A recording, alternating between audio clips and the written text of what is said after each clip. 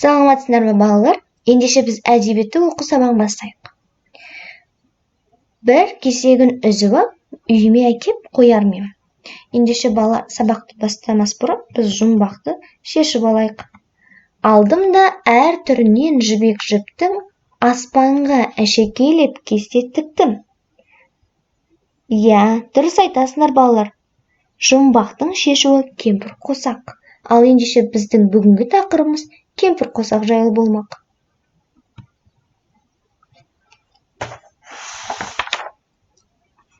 Жаңбыр жауып басылды, аспан шайдай ашылды, көкте қызыл жасылды, кемпір қосақ асылды. Мектебімнің тойдағы қақпасындай әдемі. Мың құбылып жайнады, қызықтырып әдейі. Құлпырғаны қызығақ, 7 түрлі бояумен. Бір кесегін үзіп ап, үйіме әкеп қоярмайым.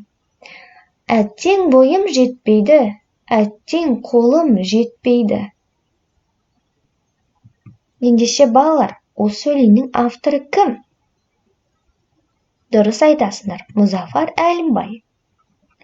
Ендеше Мұзафар Әлімбай жайлы не білеміз? Дұрыс айтасыңдар, ол Павлодар облысында туылған. Ақын, халық жазушысы. Ұлы Отан соғысына қатысқан.